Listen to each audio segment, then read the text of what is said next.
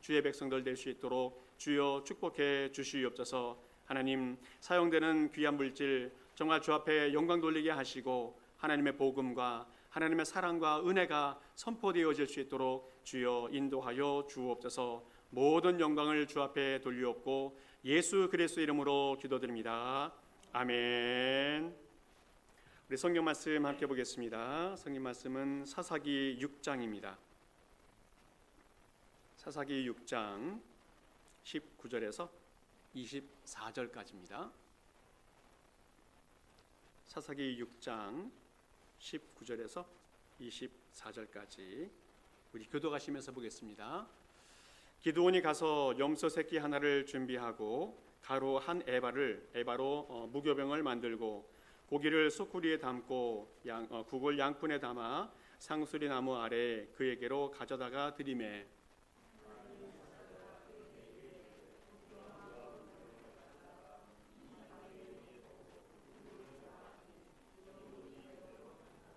여호와의 사자가 손에 잡은 지팡이 끝을 내밀어 고기와 무교병에 대니 불이 바위에서 나와 고기와 무교병을 살랐고 여호와의 사자는 떠나서 보이지 아니한지라.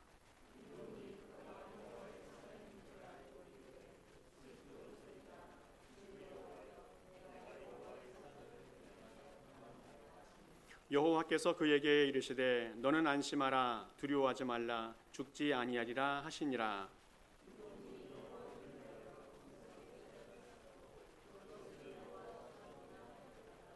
그것이 오늘까지 에셋 사람에게 속한 오브라에 있더라. 아멘. 이 시간 우리 성가대 특별 찬양으로 하나님께 영광 돌리겠습니다.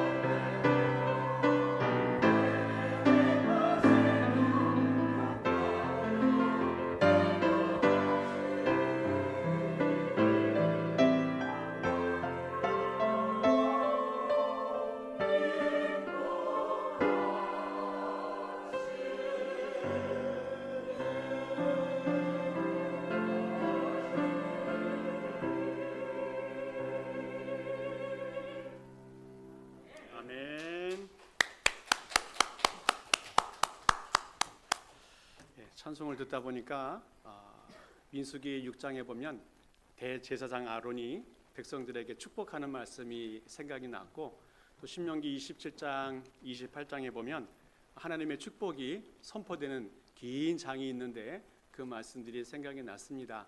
하나님께서 우리 모든 성도들에게 하나님이 약속하셨는데 하나님의 축복과 은혜를 허락해 주실 줄 믿습니다. 자, 오늘 성경 말씀 속에서 보게 되어지면 우리 기독교인들이 가장 많이 사용하는 말이 무엇일까 한번 생각해 봤습니다. 우리 입속에서 가장 많이 사용되는 말이 뭘까요? 정확한 통계를 따져보진 않았지만 아마도 아멘이 아닐까 싶어요. 아멘. 기도할 때마다 아멘하고, 또 말씀과 또 여러 가지 상황 속에서 아멘으로 화답하는 일들을 자주 하게 되어집니다. 아멘은 진실로, 참으로 그렇게 되기를 바랍니다 라고 하는 어떤 적극적인 동의를 표현하는 것이 이 아멘입니다. 자, 그러면 그 다음으로 많이 사용되는 말이 무엇일까 생각해 본다면 할렐루야나 샬롬이나 아마 이런 말들을 많이 사용하는 것 같습니다. 갑자기 생각났는데 예전에 항상 사람을 만나면 할렐루야 하고 인사하는 분이 계셨습니다. 그렇게 뭐 나쁜 말은 아닌데 목사인 저한테 집사님이 자꾸 할렐루야 할렐루야 인사하니까 부담이 참 많이 되어서 그 사람을 만날 멀찍이 있으면 좀 피해갔던 적도 있었던 것 같은데, 어쨌든 우리의 말 속에 할렐루야 하나님을 찬양합니다 라고 하는 좋은 말이 있고, 또 샬롬이라는 말, 안녕, 평화, 평강 뭐 이런 말에 우리가 많이 사용하는 것을 보게 되어집니다. 특별히 이스라엘 사람들은 샬롬이라는 말을 인사말처럼 많이 사용하였습니다.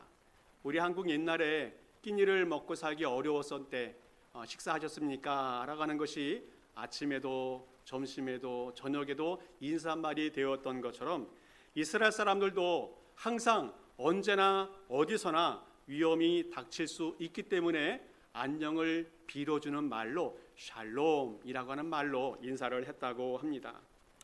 특별히 이스라엘의 심장이 되어지는 그 예루살렘, 그 이름의 뜻이 평화의 마을이라는 의미가 있습니다. 평화의 마을. 그런데 아이러니하게도 이 예루살렘이라는 이 지역이 아시리아, 바벨론, 페르시아, 로마, 강대국에게 얼마나 많이 짓밟혔는지 모릅니다. 그리고 그 예루살렘을 쟁취하기 위해서 전쟁 가운데 얼마나 많은 피가 흘렸는지 모릅니다. 예루살렘 생각하면 평화의 도시인데 평화가 없었던 그런 도시이기도 한다는 겁니다. 지금 이 시대에도 이스라엘이 예루살렘을 점령하고는 있지만 국제법상으로는 어느 나라 국적인지 정확하게 알 수 없는 도시가 이 예루살렘이라는 겁니다. 샬롬이라는 말, 그 말은 전쟁의 위협 속에서부터 자유하게 되어지고, 또 신체적인 박해로부터 자유하게 되어지고, 뿐만 아니라 내면적인 평화가 있는 그런 의미가 이 샬롬이 되어지겠습니다.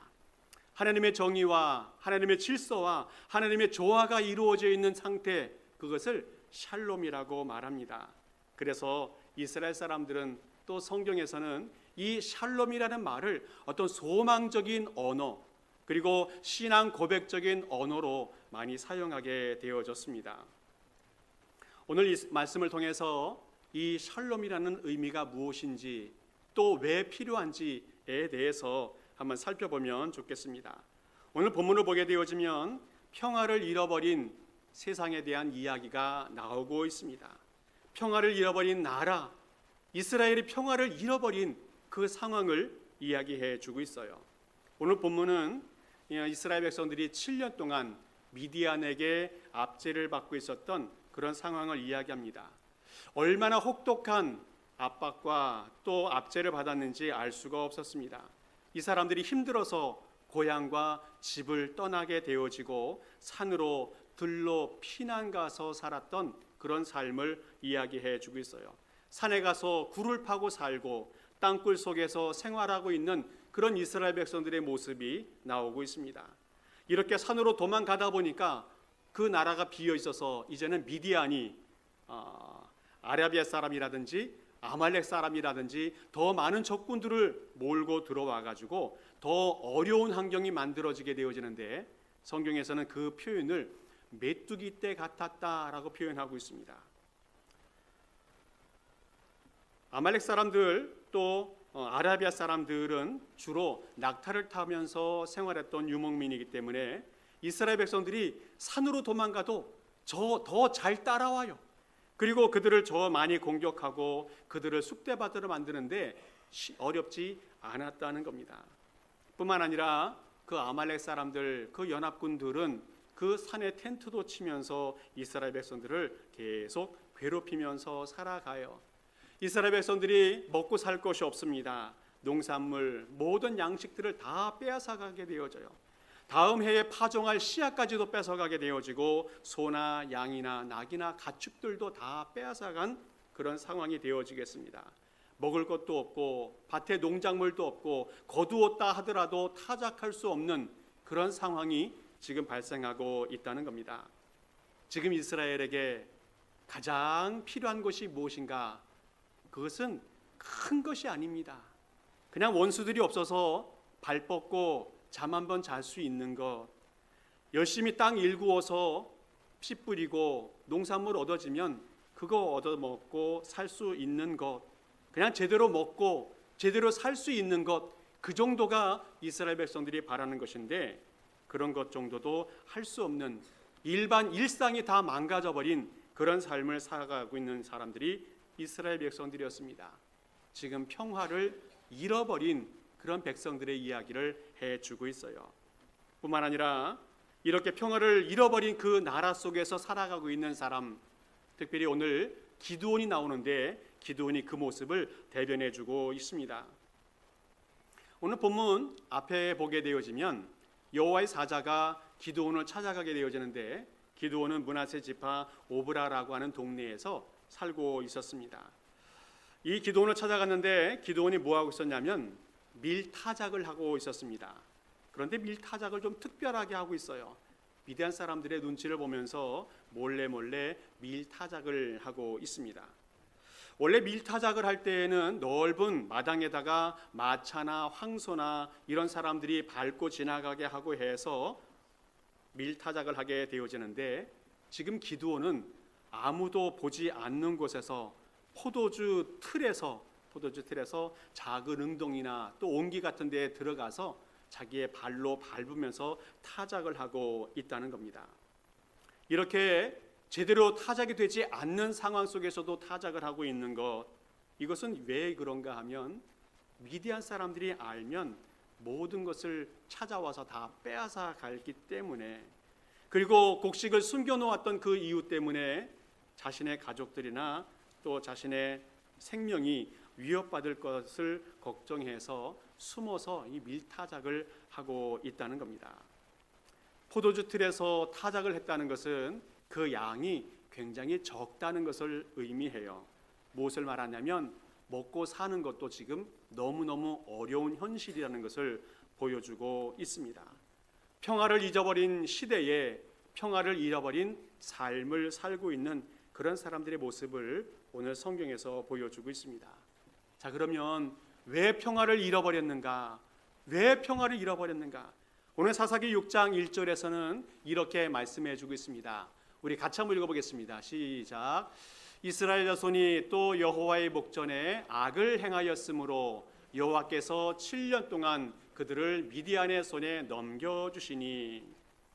오늘 성경에서 이스라엘 백성들이 평화를 잃어버린 그 이유를 분명하게 이야기하고 있습니다. 여호와의 목전에 악을 행하였다. 여호와의 목전에서 악을 행하였다. 이스라엘 백성들이 하나님을 거부하고 하나님을 자신의 삶에서 몰아버린 그런 이유 때문에 평화가 사라졌다는 이야기를 하고 있어요.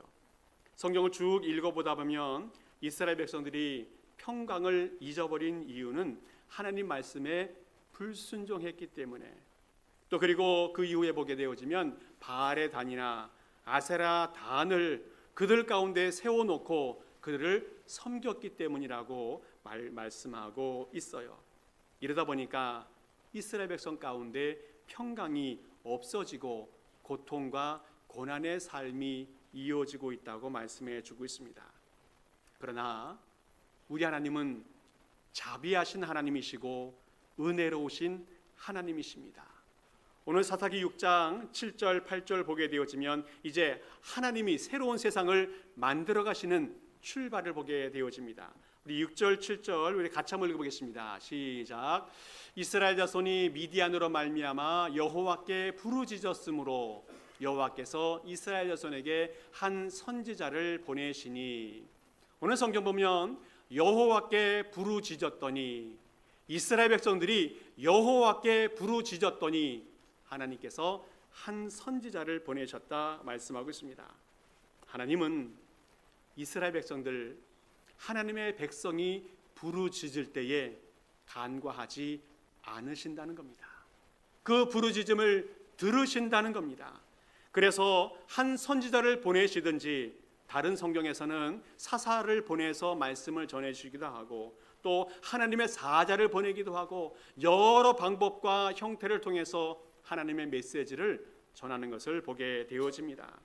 오늘 성경에서는 고난 가운데 있는 이스라엘 백성들, 그 사람들을 그냥 두고 보지 아니하시고 하나님의 구원의 계획을 시작하시는 모습을 봅니다. 이것이 샬롬의 평화의 시작이라는 겁니다. 오늘 우리는 우리 하나님이 어떤 분이신지 정확하게 알아야 합니다. 우리 하나님은 평화를 회복하시는 하나님입니다. 평화를 회복하시는 하나님. 그래서 오늘 성경 말씀 속에 여호와 샬롬, 하나님의 평화, 이 말씀을 선포하고 있습니다. 하나님은 우리에게 어떻게 평화를 회복하고 계신지, 샬롬의 의미가 몇 가지 있는데 그 의미들을 가지고 한번 살펴보면 좋겠습니다. 먼저 샬롬이라고 하는 말이 회복된다는 말인데, 샬롬은 어떤 분쟁이라든지 갈등을 없애면서 평화를 회복해가는 것을 보게 되어집니다. 외부로부터 사람들을 괴롭히는 사람들도 있고 문제들도 많이 있는데, 이것들이 다 사라져서 우리의 삶 가운데, 가정 가운데, 사회 가운데, 국가 가운데 평화가 이루어지는 것, 이것을 샬롬이라고 말하고 있습니다. 하나님은 오늘 미디안의 압제 속에 있는 이스라엘 백성들을 구원하시는 놀라운 역사를 보여주는 것을 봅니다. 하나님은 미디안과 전쟁하게 하시고 또 그 갈등을 풀어주시고 그 싸움에서 승리케 하심으로 샬롬의 은혜를 허락해 주신다는 겁니다. 그 다음 장 사사기 6, 7장을 보게 되어지면 하나님이 기드온과 300명의 용사들을 통해서 미디안을 무찌르시는 모습을 보게 되어집니다. 미디안이 너무너무 힘들게 하니까 이제 전쟁을 하게 되어지는데, 광고를 했더니 이 3만 명이나 되는 사람들이 모였습니다. 하나님 보시니까 이 군사가 너무 많아요. 두려워 떠는 사람들은 다 집으로 돌아가라.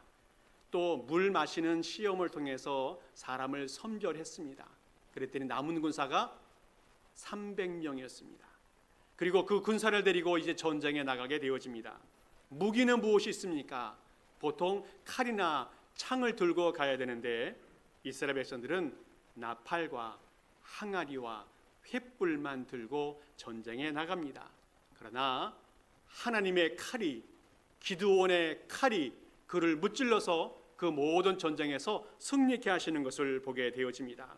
하나님은 이스라엘 백성들에게 외부로부터 다가오는 수많은 적군들을 물리쳐 주심을 통해서 이스라엘 백성들에게 평화를, 샬롬을 선물로 주고 계시다는 겁니다.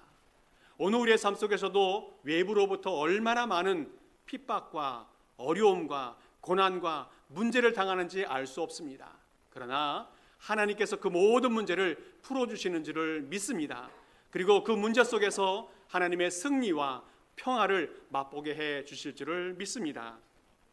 또 하나 주님께서 이 샬롬의 의미를 통해서 어떻게 평화를 회복하시는가 하면, 우리 내 마음의 평화, 이 내면적인 마음의 평화를 주심을 통해서 이 평화를 회복하시는 것을 보게 되어집니다. 샬롬은 외부로부터 오고 있는 문제들을 회복하시면서 샬롬을 얻기도 하지만, 많은 사람들이 내면의 문제, 갈등, 두려움 이런 것 때문에 평화를 잃어버리는 경우가 많이 있습니다.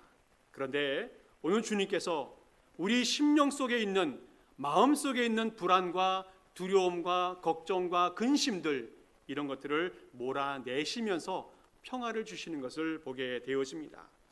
요한복음 14장 27절 말씀 보면 예수님께서 우리에게 귀한 말씀 주십니다. 같이 한번 읽어보겠습니다. 평화를 너희에게 끼치노니 곧 나의 평안을 너희에게 주노라.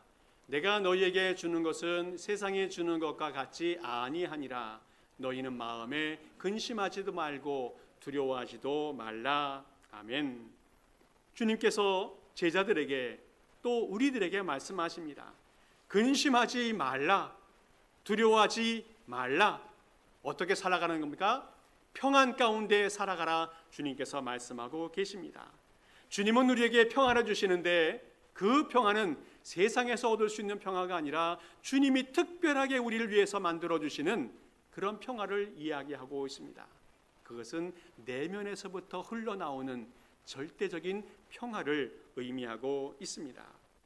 오늘 주님께서는 이 평화를 언제 얻을 수 있다 말합니까?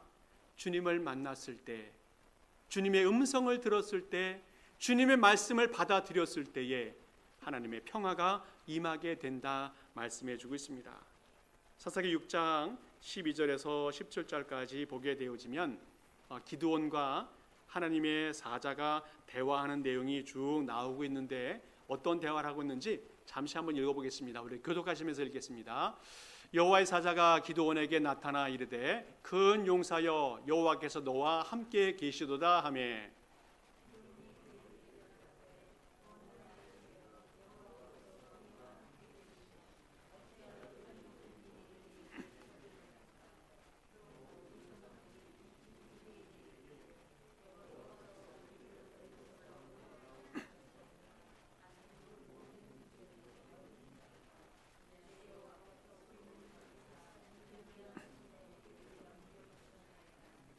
여호와께서 그를 향하여 이르시되 너는 가서 이 너의 힘으로 이스라엘을 미디안의 손에서 구원하라.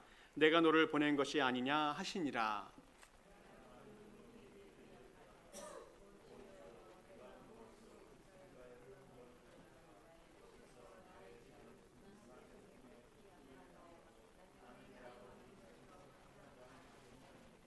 같이 읽겠습니다.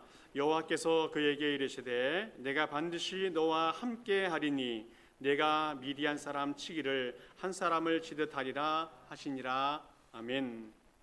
오늘 성경에서 이 하나님의 사자와 기드온의 대화 속에서 기드온이 겁 많고 두려움 많았던 사람인 뿐만 아니라 불만도 많았고 거친 항의도 하나님께 하는 것을 보게 되어집니다. 하나님께서 하나님의 백성을 왜 보호하지 않으시고 미디안에 붙여서 고난과 괴로움을 당하게 합니까? 하나님께 항의하는 기드온의 모습을 보게 되어져요. 또 그래서 하나님께서 내 힘으로 이스라엘 백성들을 구원하라 말씀했더니 그것에 대해서도 강력하게 항의하는 이 기드온의 모습을 보게 되어집니다. 왜 나에게 그런 사명을 주십니까? 내가 적군과 싸워서 이길 보장도 없고 적군과 싸우다가 죽을 수밖에 없는 그런 위기에 처할 수 있다는 것에 대한 불만도 하고 있습니다. 그 지파 중에서는 잘 나가는 지파, 유다 지파도 있고 르우벤 지파, 장자 지파도 있는데 왜 나를 불러서 이렇게 불편하게 합니까? 라는 그런 괴로움과 또 항의를 하나님께 하는 것을 보게 되어집니다. 이렇게 기드온이 불만하고 불평하고 원망할 때에 하나님께서 무엇이라고 답변하고 계십니까? 23절 말씀에 이렇게 말씀하고 있어요. 여호와께서 그에게 이르시되 너는 안심하라. 두려워하지 말라. 죽지 아니하리라. 이것이 하나님께서 우리에게 주시는 귀한 복된 말씀이라 믿습니다. 너는 안심하라. 두려워하지 말라. 죽지 아니하리라. 하나님이 보호하시고 하나님이 지키시는 자는 항상 평안 가운데 살아갈 수 있다 말씀하고 있습니다. 오늘 너는 안심하라 할 때 그 안심이라는 말이 평안하다, 샬롬이라는 그런 의미가 그 가운데 있습니다. 살아계신 하나님을 만난 사람은 더 이상 두려움이나 불평이 극복되어지고 이제는 축복과 은혜와 영광을 누리는 그런 삶을 살게 되어진다는 겁니다. 살아계신 하나님을 만난 사람은 이제 하나님의 은혜 가운데 살아가게 되어지고 새로운 세상을 열어가는 것을 경험하게 되어진다는 겁니다. 하나님이 이 기드온에게 또 이스라엘 백성들에게 무엇을 주시겠다가 말씀하시는 겁니까? 바로 평화를 주시겠다. 주님께서 말씀하고 있습니다. 사랑하는 성도 여러분, 주님께서 우리에게 평화를 주시고 평안을 허락해 주시는 줄을 믿습니다.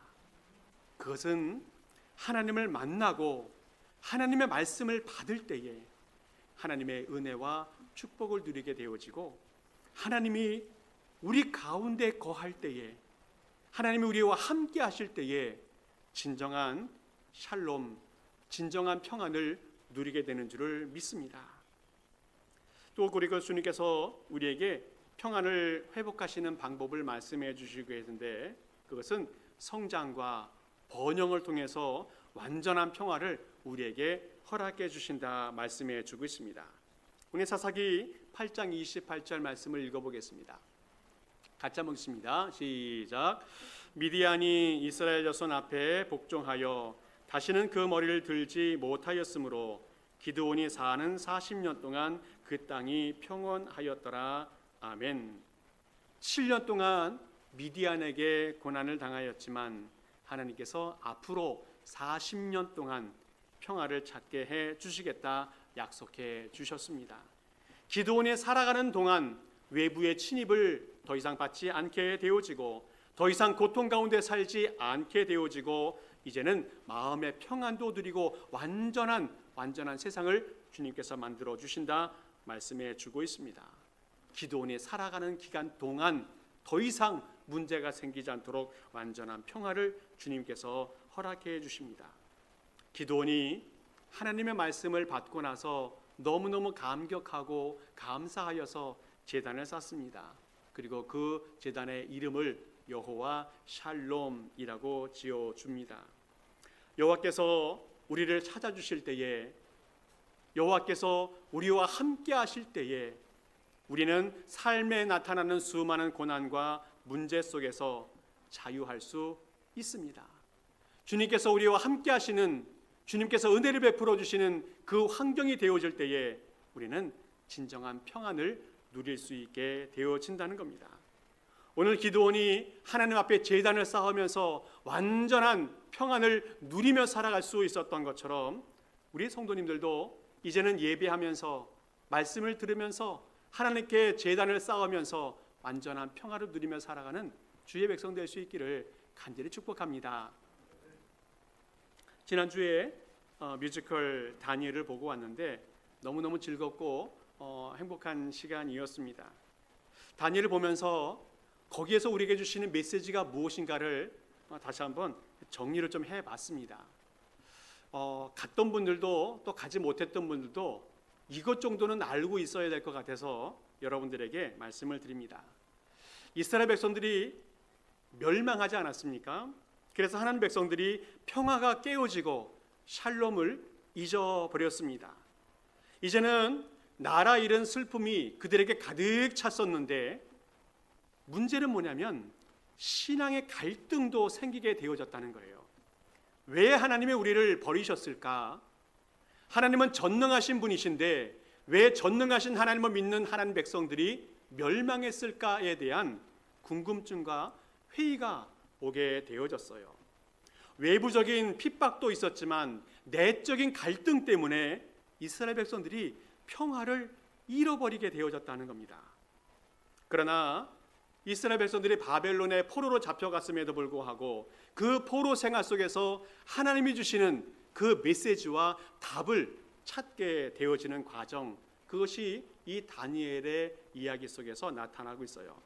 크게 두 가지인데 하나는 꿈과 환상을 통해서 하나님이 평화를 확신시켜 준다는 겁니다. 느부갓네살 왕이 꿈을 꾸었는데 웅장하고 위대한 신상의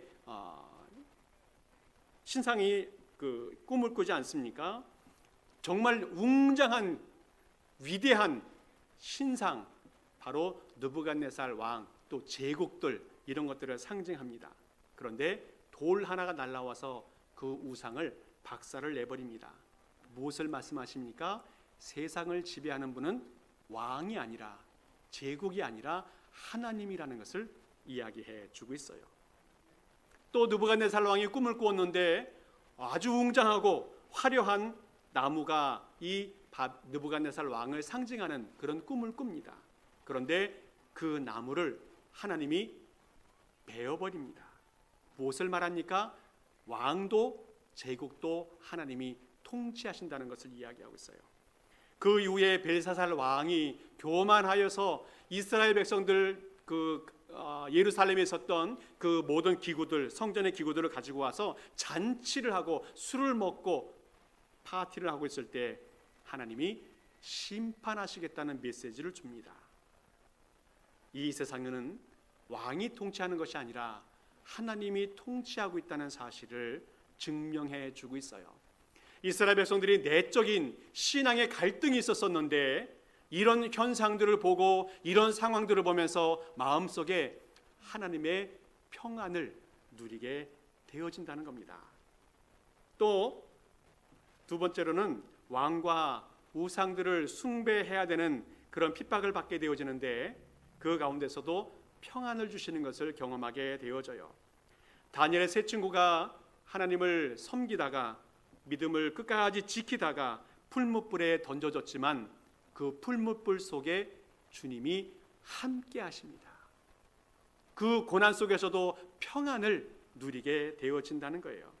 또 다니엘이 하나님을 잘 믿는 믿음을 지키다가 사자굴에 빠지게 되었지만 그 가운데서도 하나님이 함께 하셔서 평안을 누리게 되어진다는 겁니다.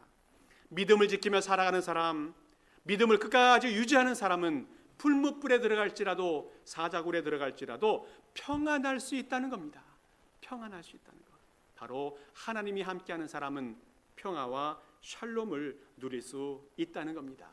그리고 그 사람들은 결국 70년이 지나고 다시 본국으로 돌아오는 완전한 평화와 완전한 샬롬을 누리게 되어진다는 겁니다. 오늘 주님께서 유대인들과 또 기독교인들이 항상 만날 때마다 헤어질 때마다 샬롬이라고 하는 인사를 나눴다 말씀드렸습니다.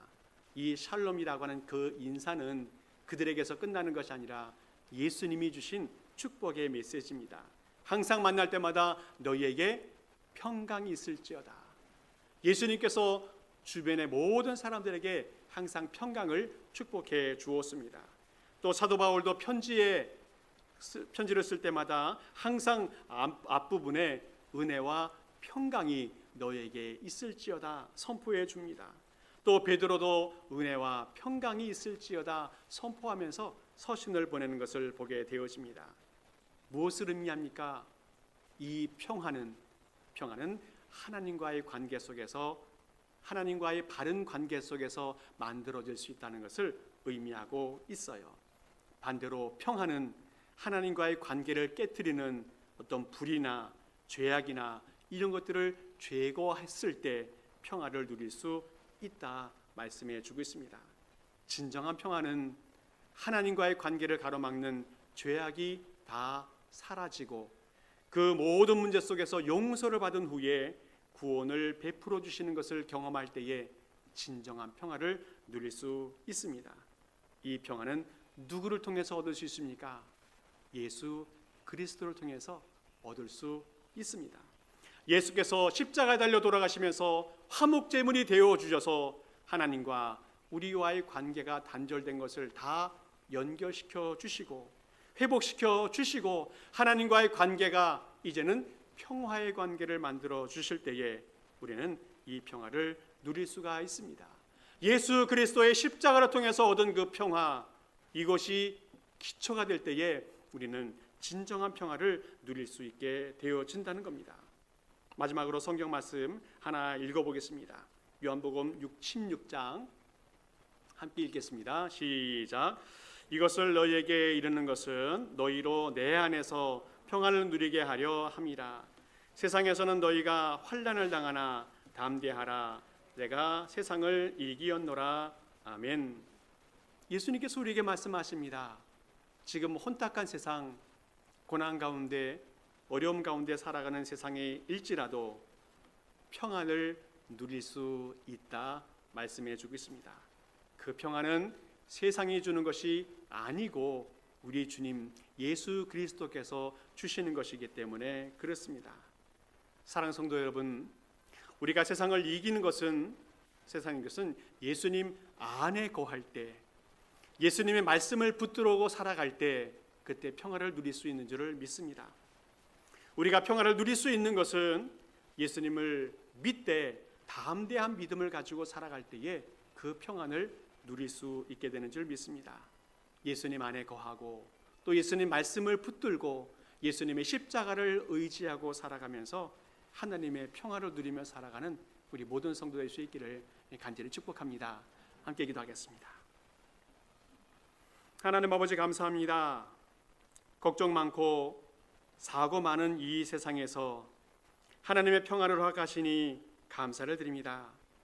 불완전한 세상이지만 하나님의 완전한 평화를 누리며 살아가는 성도가 되게 하여 주시옵소서. 하나님의 백성들에게 하나님의 평화를 허락하여 주시니 감사를 드립니다. 특별히 질병 속에 있는 성도들에게, 경제적인 문제로 어려움 당하는 성도들에게 하나님의 위로와 평화가 가득하게 하옵소서. 또한 마음의 상처와 아픔 속에 있는 성도들에게도 동일한 은혜를 허락하여 주옵소서. 감사를 드리며 예수 그리스도의 이름으로 기도하옵나이다. 아멘. 우리 모두 일어서서 함께 찬양하겠습니다.